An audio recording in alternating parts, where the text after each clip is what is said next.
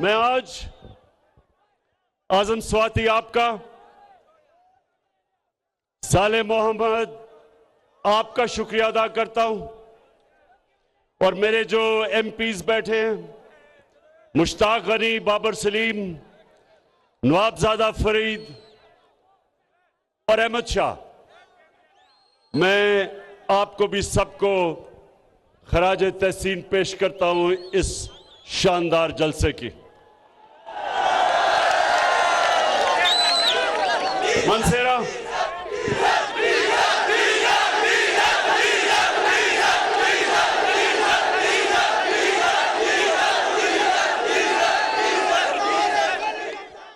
मैं हर जलसे में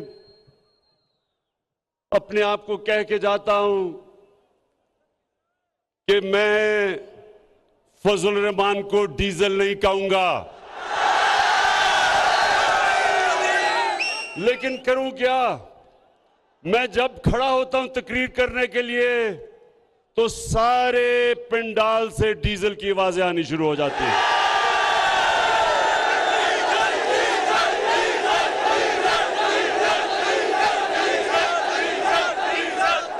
बुरे और मुश्किल वक्त में मैंने पूरी कोशिश की कि डीजल की कीमत कम की जाए।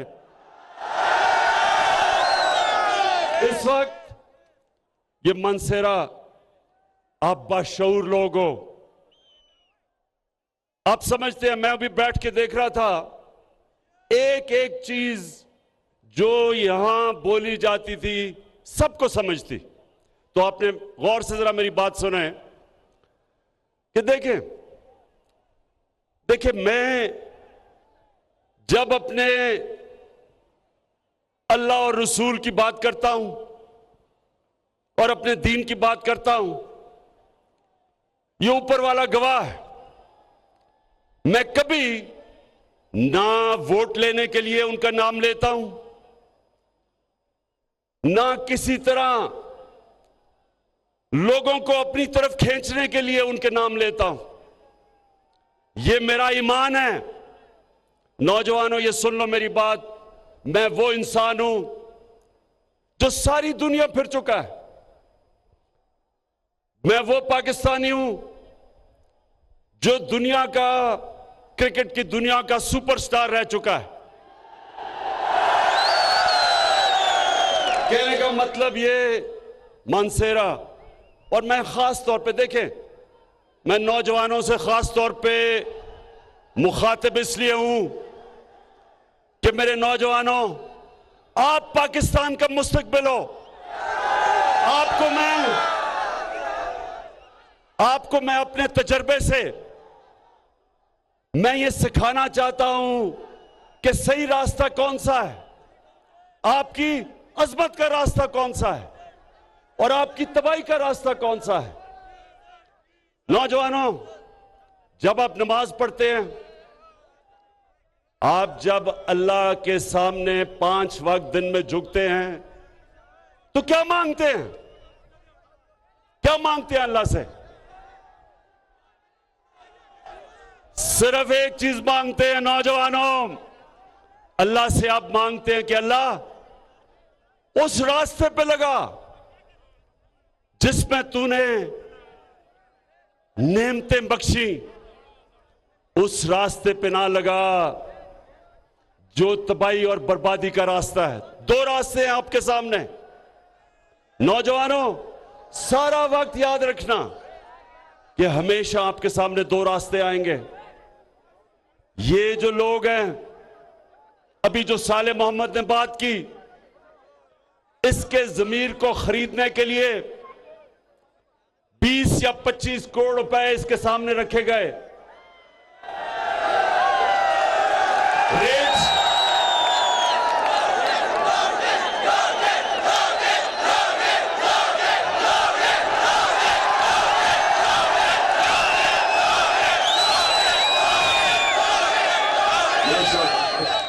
समझते आप? तो नौजवानों, इस वक्त ये जो इस्लामाबाद में मंडी लगी हुई है, इसमें लोगों के जमीर को खरीदने के लिए 20 और 25 करोड़ की ऑफर दी जा रही है। अब ये मैं आपके सामने, ये जो लोगों को खरीदने की कोशिश की है, तो साले मोहम्मद के सामने भी दो रास्ते थे।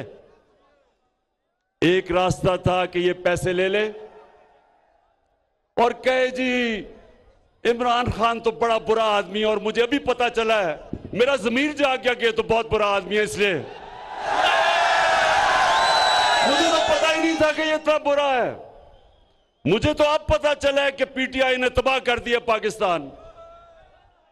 तो एक तो ये रास्ता है, पैसे पकड़े और कहे जी मुझे मेरा जमीर जाग गया इसलिए मैं उधर जा रहा हूं। एक दूसरा रास्ता है, वो दूसरा रास्ता नौजवानों मुश्किल रास्ता है, लेकिन वो आपके नबी सल्लल्लाहु अलैहि वसल्लम का रास्ता है। आपके नबी का रास्ता आसान नहीं था, हर किस्म की मुश्किलें अल्लाह ने उनको पर डाली। अल्लाह के हबीब थे, सबसे ज्यादा इंसान जिससे अल्लाह प्यार करता था वो हमारे नबी सल्लल्लाहु अलैहि वसल्लम थे। उनका आसान रास्ता नहीं था। जो सच और हक का रास्ता नौजवानों वो आसान नहीं होता, मुश्किल होता है। सारा वक्त ये चूहे मिलके आपको बुरा भला कहते हैं, गालियां निकालते हैं, जमा होके डराते हैं, ब्लैकमेल करते हैं, लेकिन नौजवानों, इंसान की अजमत का रास्ता ही मुश्किल रास्ता है। आसान रास्ता जो हम समझते हैं कि जी 20 करोड़ रुपया पकड़ लिया और हमारी जिंदगी आसान हो जाएगी। नौजवानों, अल्लाह ने कुरान में 3 चीजें वाज़ेह लिखी हुई हैं कि जितना पैसा आप जिंदगी में बनाएंगे वो अल्लाह के हाथ में है, कोशिश इंसान के हाथ में है, लेकिन कितनी आपकी रिस्क होगी वो अल्लाह के हाथ में। दूसरा कि इज्जत अल्लाह के हाथ में है, जिल्लत अल्लाह के हाथ में है। ये जो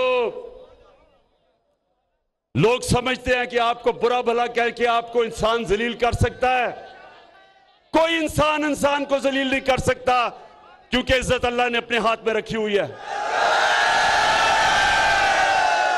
और जिंदगी मौत, सबसे ज्यादा इंसान को खौफ मौत का होता है।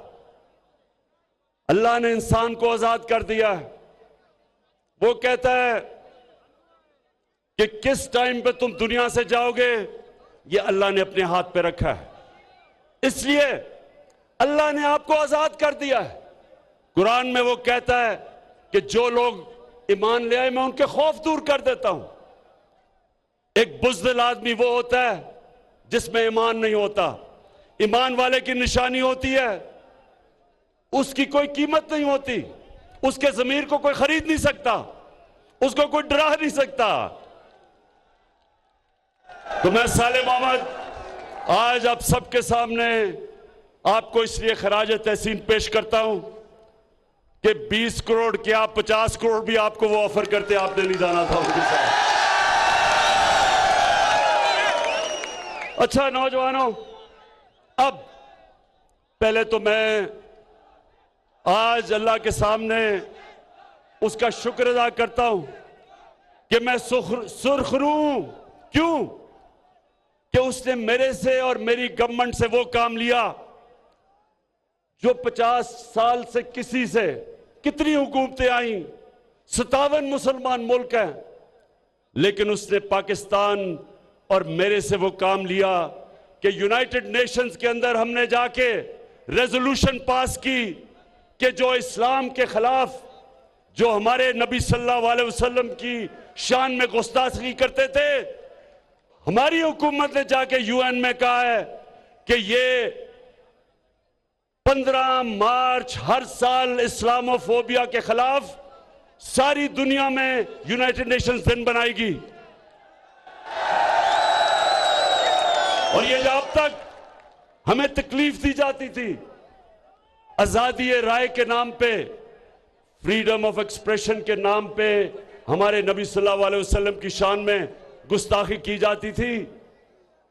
अब यूनाइटेड नेशंस यानी सारी दुनिया की कम्युनिटी ने यह फैसला किया है कि आजादी राय के पीछे छुप के आप 1.5 अरब मुसलमानों को तकलीफ नहीं पहुंचा सकते। तो मैं ये मानसेरा वाले मुझे ये बताएं कि 30 साल से फजल रहमान सियासत कर रहा है दीन के नाम पे, उसने क्यों नहीं ये किया?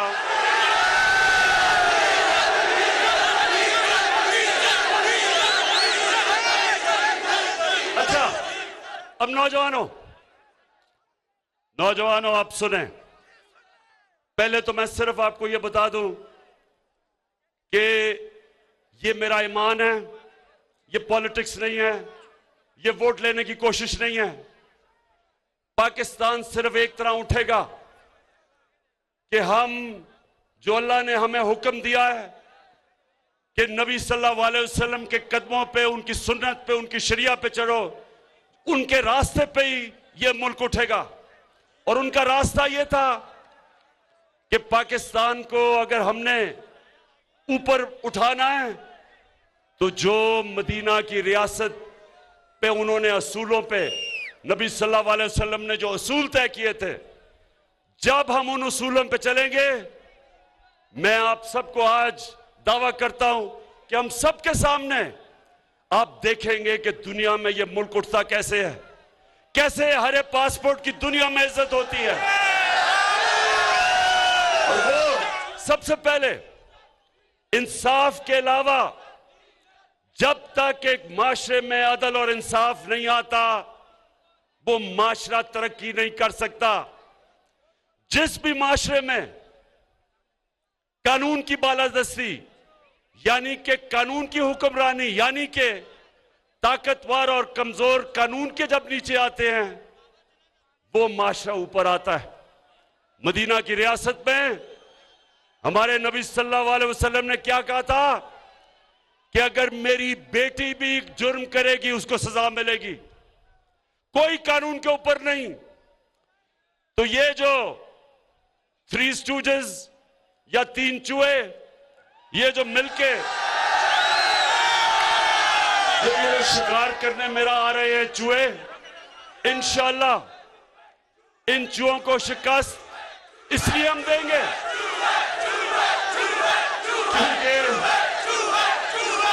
क्योंकि ये चाहते हैं क्या, ये एक चीज चाहते हैं कि किसी तरह इमरान इनके करप्शन के केसेस खत्म कर दे, इनको एनआरओ दे दे जो जनरल मुशर्रफ ने इनको एनआरओ दिया था। सारी जंग ये है, अदम एतमाद की जंग का सिर्फ एक मकसद है कि किसी तरह, जिस तरह जनरल मुशर्रफ ने इनकी करप्शन के केस माफ किए थे, इमरान खान भी वो कर दे। और जिस दिन, नौजवानों आप गवाह रहना, जिस दिन मैंने इनके करप्शन के केस माफ किए, मैं पाकिस्तान से सबसे बड़ी गद्दारी करूंगा। लाल मेरी पत रखियो बला झूले लाल, ओ लाल मेरी ओ। दूसरी, मदीना की रियासत फलाही रियासत थी और इंशाअल्लाह जिस रास्ते पे हम लगे हुए हैं, मेरा ये ईमान है कि ये दुनिया में हम, खास तौर पे मुसलमान दुनिया में, पाकिस्तान मिसाल बन जाएगा कि कैसे एक इंसानियत का निजाम होता है, कैसे रियासत अपने कमजोरों की देखभाल करती है, कैसे वो अपने वो तबका जो पीछे रह गया है उसको ऊपर कैसे उठाती है, कैसे जैसे हमने हेल्थ कार्ड लेके आए हैं। नौजवानों, ये आप जाके दुनिया में देखें, कितने मुल्क हैं जिधर हर खानदान को हम हेल्थ इंश्योरेंस दे रहे हैं 10 लाख रुपए की, कि किसी भी अस्पताल में जाके अपना इलाज करवा सकते हैं। महंगे महंगे अस्पताल हैं, प्राइवेट हॉस्पिटल। कोई आम आदमी सोच भी नहीं सकता था कि वो उस दरवाजे के अंदर भी जा सकता है। अब मजदूर, किसान, वेल्डर, जो भी तनख्वाहदार गरीब तबका है, उनके घर में हेल्थ कार्ड होगा।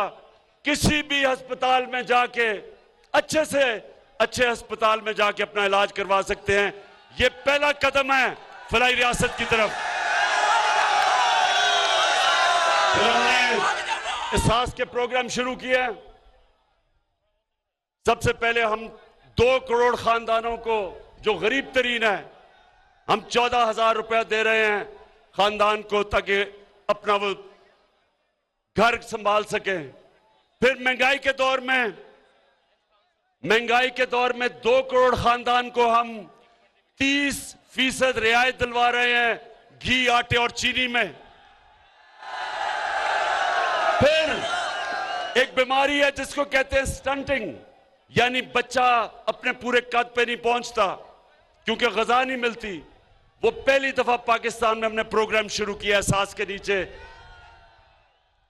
लेकिन कामयाब पाकिस्तान में सबसे मुझे जो खुशी है, इस वक्त 20 लाख खानदानों के लिए, हर खानदान में जो गरीब तरीन खानदान है, सबसे पहले 20 लाख रुपया सूद के बगैर दे रहे हैं कि अपना घर बना सके। दूसरा, 5 लाख सूद के बगैर कर्जा दे रहे हैं कि या किसान अपने खेती बाड़ी में लगा सके और या शहर में अपनी कोई दुकान खोल सके। 5 लाख रुपया सूद के बगैर कर्जा, और फिर उसी खानदान में टेक्निकल एजुकेशन दे रहे हैं ताकि कोई हुनर सीखे और अपनी नौकरी बना सके। अच्छा जी, अब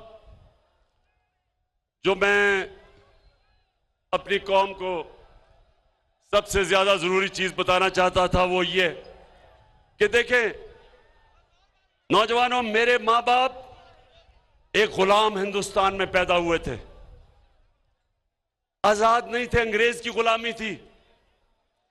मैं वो पाकिस्तानी हूं जो हम पहले बच्चे आजाद पाकिस्तान में पैदा हुए थे। तो मुझे बचपन से मेरे मां बाप ने एक चीज बताई थी कि तुम कितने खुशकिस्मत हो कि तुम एक आजाद मुल्क में पैदा हुए हो। तुम सर उठा के फिर सकते हो एक आजाद मुल्क में। बड़ी मुश्किलात थी शुरू में जब पाकिस्तान बना, बहुत ज्यादा हिंदुस्तान से रेफ्यूजीज आए, पैसे नहीं थे, मुल्क चलाने के लिए पैसे नहीं थे, लेकिन बड़ा जोश और जज्बा और जुनून था कि हमने पाकिस्तान को खड़ा कर दिया। तो मैंने ये कभी बात नहीं भूली मेरे नौजवानों कि मुझे बड़ी तकलीफ होती थी जैसे हमारे मुल्क में हमने बाहर के मुल्कों की गुलामी शुरू कर दी। हमारे ऐसे लीडर आ गए जिन्होंने यहां से पैसा चोरी कर करके बाहर भेजा, और जिन मुल्कों में इनका पैसा पड़ा था चोरी का, उन मुल्क के गुलाम बन गए। हमारे मुल्क में 2008 से 2018 तक हम जिस मुल्क के लिए जंग लड़ रहे थे, अमेरिका के लिए, हमारे लोग मर रहे थे उस जंग में, 80,000 पाकिस्तानी मरे।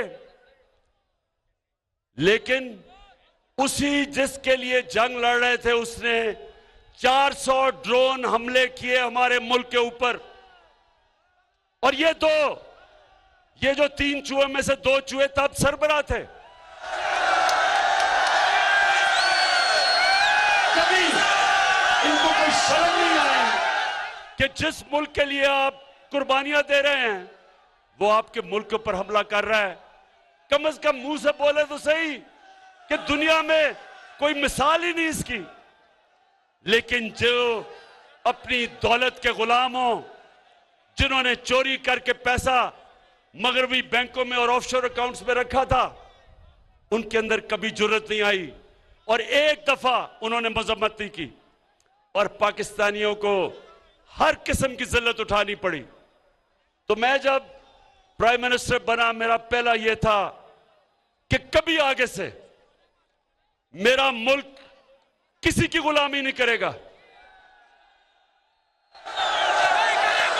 हम दोस्ती सबसे करेंगे, सबसे दोस्ती करेंगे। हिंदुस्तान से भी तब दोस्ती करेंगे जब वो कश्मीरियों से इंसाफ करे और वो जो उन्होंने 5 अगस्त 2019 को कश्मीर के अंदर गैर कानूनी और इंटरनेशनल कानून तोड़ के और कश्मीरियों के हुकूक खत्म करके जो उन्होंने किया था, उनसे भी बात करने के लिए तैयार हैं, लेकिन पहले कश्मीर के स्टेटस को वापस लेके जाए। लेकिन हमारी किसी इंसानों से दुश्मनी नहीं, लेकिन इस मुल्क को हम कभी किसी के सामने झुकने नहीं देंगे, किसी की गुलामी नहीं करेंगे। हमारा मुल्क का बनने का नारा का मतलब क्या, और ला इलाहा इल्लल्लाह का मतलब ये कि ए अल्लाह सिवाय तेरे अगर हम किसी के सामने झुकेंगे वो शिर्क है। और इंशाअल्लाह ये आप देखेंगे कि मैं आपको ये साबित करके दिखाऊंगा कि दुनिया में हर एक पासपोर्ट की इज्जत होगी। अच्छा,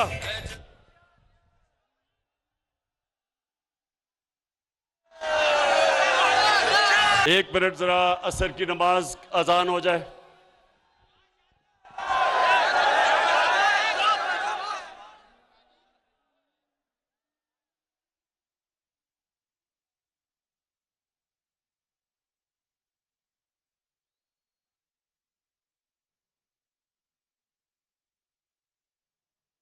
मानसहरा में वज़ीर आज़म इमरान खान इस वक्त जलसा गाह में कारकुनान से खिताब कर रहे हैं और इस वक्त अज़ान असर के दौरान इस गुफ्तगू के सिलसिले को, इस खिताब को रोका गया है वज़ीर आज़म की जानिब से। वज़ीर आज़म ने कहा कि जिस मुआशरे में अदल इंसाफ नहीं होता वो मुआशरा कामयाब नहीं होता। जिस दिन इनके करप्शन के मुकदमात ख़त्म किए उस दिन मैं पाकिस्तान से सबसे बड़ी गद्दारी करूँगा। शानदार इस्तकबाल पर मानसहरा के अवाम का उन्होंने शुक्रिया भी अदा किया।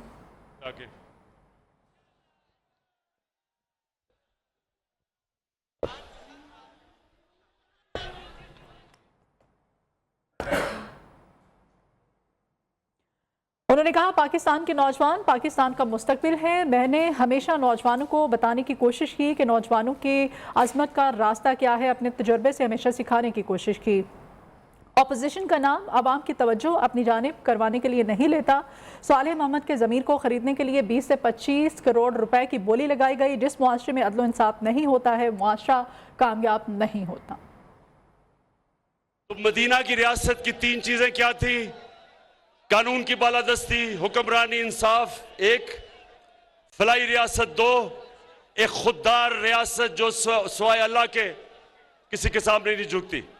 अब चौथी चीज है वो आप सबके लिए। चौथी चीज ये है कि 3 तो रियासत की जिम्मेदारी है, एक आपकी जिम्मेदारी है और वो है अमर बिल मारूफ। अल्लाह का हुक्म है इंसानों को, अल्लाह का हुक्म है कि हर इंसान अच्छाई के साथ खड़ा हो, अच्छाई के लिए जहाद करे और बुराई और बदी के खिलाफ जहाद करे। यह हुक्म है उसका। अल्लाह ने आपको किसी को यह इजाजत ही नहीं दी कि जब अच्छे और बुरे की जंग हो तो आप कहें जी मैं पीछे खड़ा हूं, मैं तो न्यूट्रल हूं, मैं तो किसी के साथ नहीं हूं। यह अल्लाह ने मुसलमान माशरे को इजाजत नहीं दी। अब मेरा वक्त बहुत मगरबी माशरों में गुजरा है। मैं आपको यकीन दिलाता हूं कि जितना भी मेरा वक्त बरतानिया में गुजरा और कोई 20 साल, आप यकीन करें कि हमारा माशरा अमर बिन मारूफ पर नहीं चल रहा, उनका माशरा चल रहा है। वहां मीडिया, उनके इदारे, उनकी अदलिया, उनकी अवाम, सब जब अच्छे और बुरे की जंग होती है सब अच्छाई के साथ खड़े हो जाते हैं। किसी आदमी, कोई पॉलिटिशियन जो अवाम का पैसा चोरी करता है, जिस पॉलिटिशियन के मकसूद चपड़ासी के अकाउंट में 375 करोड़ रुपए आ जाता है, जिसके नौकरों के अकाउंट में 16 अरब रुपया आ जाता है। सारी कौम, सारा मीडिया, उसकी अपनी पार्टी, सब उसके खिलाफ खड़े हो जाते हैं, सब बदी के खिलाफ खड़े होते हैं। कभी यह नहीं होता कि एक भगौड़ा जो मुल्क छोड़ के झूठ बोल के भाग जाए, जो अदालत उसको मुजरिम करार दे, उसके बाहर पैनमा का इंकशाफ हो और उसके पकड़ा जाए कि जी बेटी के नाम पे 4 अरबों रुपए के महलात खरीदे हुए हैं लंदन में, सबसे महंगे इलाके में, और फिर अदालत उसको सजा दे, फिर वो झूठ बोले। पहले मुशर्रफ के दौर पे झूठ बोल के गया कि मैंने कोई सऊदी अरेबिया से मुआहदा नहीं किया, और फिर इस बारी कि जी मैं बीमार हूं, बहुत मरने लगा हूं, फिर झूठ बोल के चला जाए। तो नौजवानों, वो माशरों के अंदर जिधर अमर बिल मारूफ है, जिन माशरों में अमर बिल मारूफ के ऊपर लोग अमल करते हैं, इस आदमी के लिए मीडिया तो छोड़ो, उसकी अपनी पार्टी छोड़ जाए उसको। झूठो, एक बर्तानिया में एक प्राइम मिनिस्टर था, हैरोल्ड मैकमिलन, उसने झूठ बोला, उसको रिजाइन करना पड़ा झूठ बोलने पे। यहां झूठ भी बोलो, एक दफा नहीं, 2 दफा नहीं, अदालत में झूठ बोलो, कतरी खत झूठ बोलो, कैलिब्री फॉन्ट झूठ बोलो, झूठ पे झूठ बोलो, लेकिन वो फिर भी लीडर बना हुआ लंदन में बैठ के। इसलिए कि हम अल्लाह के हुक्म पे नहीं चलते, और जब एक माशरे के अंदर लोग अच्छाई के साथ खड़े नहीं होते, वो माशरा तबाह हो जाता है। तो नौजवानों, अब ये मेरे से सुने, ये सारे इकट्ठे हुए हैं, ये चूहे इसलिए इकट्ठे हुए हैं, ये कहते हैं कि जनाब बहुत बुरा हालात है पाकिस्तान में। मैं आज आप सबके सामने, नौजवानों, अब तो आपके पास मोबाइल टेलीफोन है, ये सारी चीजें चेक कर लें। मैं आज सबके सामने चैलेंज करता हूं कि पाकिस्तान की तारीख के अंदर 3.5 सालों के अंदर किसी हुकूमत ने इस तरह की परफॉर्मेंस नहीं दी जो मुझे बड़ा फख्र है मेरी हुकूमत ने दी है। आज माइशत देख लें, आज जिससे मुल्क उठता है वो एक्सपोर्ट्स है। आज पाकिस्तान की तारीख में सबसे ज्यादा एक्सपोर्ट्स है। आज हमारे पास जो टैक्स इकट्ठा हुआ वो तारीख में सबसे ज्यादा है। आज जो बाहर से हमारे पाकिस्तानी पैसा भेज रहे हैं डॉलर्स, वो सबसे ज्यादा है। आज 5 फसलें उनकी तारीखी पैदावार हुई है, गंदम की, गन्ने की, मकई की, चावल की, आलू की, रिकॉर्ड। इसलिए कि हमने किसानों का ध्यान रखा है, किसानों को हमने वो कीमत उनकी फसलों की दिलवाई है जो पाकिस्तान की तारीख में कभी नहीं थी। आज वो हमारे किसानों के पास पैसा गया है जो इस मुल्क की तारीख में कभी किसानों के पास इस तरह पैसा नहीं आया। और फिर इंडस्ट्री, आज हमारी इंडस्ट्री चल पड़ी है, टेक्सटाइल इंडस्ट्री की रिकॉर्ड एक्सपोर्ट्स है। टेक्सटाइल इंडस्ट्री ये पिछले दौर में बंद हो रही थी, उनके ऊपर हाउसिंग सोसाइटीज बन रही थी। आज मजदूर नहीं मिल रहे टेक्सटाइल के लिए कि माशाल्लाह अल्लाह के करम से इस तरह का पाकिस्तान की इंडस्ट्री आगे बढ़ रही है। आईटी की इंडस्ट्री, जो नौजवानों आपका फ्यूचर है, आईटी, इंफॉर्मेशन टेक्नोलॉजी, 75% 2 सालों में आईटी की एक्सपोर्ट्स बढ़ी हैं। और इंशाल्लाह जो हम आगे देख रहे हैं, सिर्फ आईटी उठा देगी इस मुल्क को। फिर ये मैं आपको बताऊं कि जब एक मुल्क में ईमानदार हुकूमत आती है, और फर्क क्या है, पाकिस्तान के ऊपर रेको डेक 2000 अरब रुपए का पाकिस्तान पे हर्जाना हुआ था। 2000 अरब रुपए का पाकिस्तान के ऊपर एक फैसला किया था अदालत ने, और हमारे ऊपर हमने 2000 अरब देने थे जिन कंपनियों ने अदालत में गई थी, मुझे फख्र है कि 3 साल मुसलसल हमने निगोशिएट करके हमने वो मसला हल किया। वही कंपनी जो छोड़ के चली गई थी, सोने की और कॉपर की, तांबे की जो माइंस थी, वो वापस आ गई है। 9 अरब डॉलर वो अब पाकिस्तान में इन्वेस्ट करेंगी। बलोचिस्तान की इंशाल्लाह तकदीर बदल जाएगी। पाकिस्तान में डॉलर्स आएंगे, जो ये हमारे रुपए पे जो प्रेशर पड़ता है, इससे डॉलर आएंगे। फिर ये सुने जरा, NHA, सड़कें, ये भी नौजवानों, आपके पास टेलीफोन हो, मोबाइल फोन हो, ये गूगल करें कि 2013 में जब नून लीग थी तो किस कीमत पे सड़कें बनाई जा रही थी, और 2021 में महंगाई के बावजूद किस कीमत पे सड़कें बनाई। आपको हैरत होगी कि 2013 में जिस कीमत पे सड़कें बनाई गई और 2021 में हमारे दौर में 23 करोड़ रुपए फी किलोमीटर हमने सड़कें सस्ती बनाई, बचाया मुल्क का। और ये भी वेबसाइट पे जाके देख लें कि हमने, फख्र से मैं कहता हूं कि 1000 अरब रुपया हमने कौम का बचाया सड़कों के ऊपर, और उसकी वजह से हमने दुगनी सड़कें बनाई कौम का पैसा बचा के। रेलवेज, पहली दफा रेलवेज 50 साल के बाद हमने जो खसारे में था उसको नफे पे ले आए हैं, और इसमें आजम स्वाति को खास तौर पे मैं दाद देता हूं। और फिर नौजवानों, हमने जो कॉन्ट्रैक्ट्स पिछली गवर्नमेंट ने साइन किए थे गैस पे और बिजली पे, हमने उनको फिर से IPPs के साथ नेगोशिएट किया, कतर के साथ एक नया गैस का कॉन्ट्रैक्ट साइन किया, और 700 अरब रुपया अगले 10 साल में आपका कौम का बचाया है। ये पैसा आप पे लगेगा, ये जितना भी पैसा बचता है वो आप पे लगता है।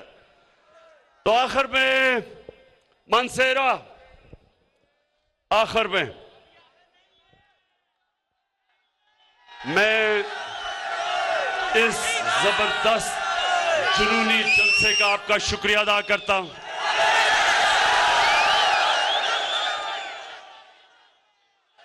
मैं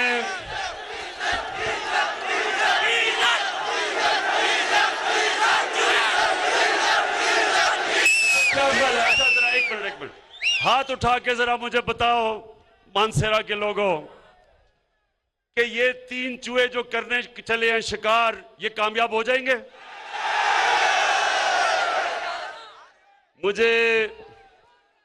मुझे ये चूहों के ऊपर थोड़ा तरस भी आ रहा है, क्योंकि चूहा नंबर 1 शहबाज शरीफ, उसने अपनी अचकन सलवा ली थी, प्राइम मिनिस्टर के ख्वाब देख रहा था, बड़े बड़े उसने बयान दिए कि जी यूरोपियन यूनियन के इमरान को तनकीद नहीं करनी चाहिए थी। फिर जी कि मैं अगर होता तो मैं एब्सोल्युटली नॉट ना कहता, मैं अमेरिकनों को नाराज ना करता, मैं तो अमेरिकन देखूं या यूरोपियन देखूं, भी बूट देखूं, मैं तो पॉलिश करने शुरू कर देता हूं। शहबाज शरीफ, तुम्हारा नाम तो मैं चेरी ब्लॉसम रख देता हूं, वो जो पॉलिश नहीं होती, जो ये लोगों के जूते पॉलिश करता है सारा वक्त कि जी मुझे किसी तरह वजीर आजम बना दो। शहबाज शरीफ, वो अचकन को संभाल के रख लो, क्योंकि वो मेरे ख्याल में आपको किसी और को देनी पड़ेगी, क्योंकि शरीफ खानदान के दिन इस मुल्क को चोरी करके लूटने के चले गए हैं। और शरीफ खानदान तो अब ऐसे लग रहा है कि ये अब लंदन में जाके सियासत करेंगे। और अगर ये लंदन चले गए ना, ये सुने जरा, अगर इन्होंने इंग्लैंड में सियासत की तो मुझे यकीन है कि थोड़ी देर के बाद इंग्लैंड पाकिस्तान से कर्जे मांगेगा, क्योंकि कहेगा हमारा दिवालिया निकाल दिया। अच्छा मानसेरा, अब आप 27 तारीख को इस्लामाबाद में मैं सारी कौम को दावत दे रहा हूं, और कौम को मैं क्या कह रहा हूं कि मैं अपनी कौम को यह कह रहा हूं कि हमारे नौजवानों के लिए, मैं बड़ों को कह रहा हूं अपने बच्चों के लिए, अपनी आने वाली नस्लों के लिए, आपने सिर्फ निकल के इन चूहों को यह बताना है कि पाकिस्तान की कौम अमर बिल मारूफ के साथ खड़ी है। हम सच्चाई के साथ, हम अच्छाई के साथ खड़े हैं, और हम तुम्हारे जैसे लोग जो लोगों के ज़मीर के सौदे करते हैं, मुल्क की जमहूरियत को तबाह करते हैं, मुल्क के निजाम को तबाह करते हैं, तुम वो लोग हो जो अपनी चोरी बचाने के लिए इस मुल्क के मुस्तकबिल को तबाह करते हो। सारी कौम निकलेगी तुम्हें यह बताने के लिए कि कौम तुम्हारी तरह की सियासत की कब्र खोद रही है, इसका जनाजा निकाल रही है, और इंशाअल्लाह इनकी जनाजे के ऊपर एक नया पाकिस्तान खड़ा हो रहा है। वो पाकिस्तान जिसकी वजह से यह मुल्क बना था, जिसकी वजह से कायदे आज़म ने जद्दोजहद की थी, जो इल्लामा इकबाल की ख्वाब थी कि हमने एक मिसाल बनना है सारी मुसलमान दुनिया में, एक वो निज़ाम लेके आना है जो इंशाअल्लाह इस मुल्क को एक अजीम कौम बना। वज़ीर आज़म इमरान खान मानसेरा में जलसे से खिताब कर रहे थे। उन्होंने कहा कि पाकिस्तान दुनिया के लिए मिसाल होगा कि रियासत कैसे गरीब आदमी की मदद करती है। महंगे अस्पताल से इलाज कराने के लिए हर खानदान को 10 लाख की इंश्योरेंस दी।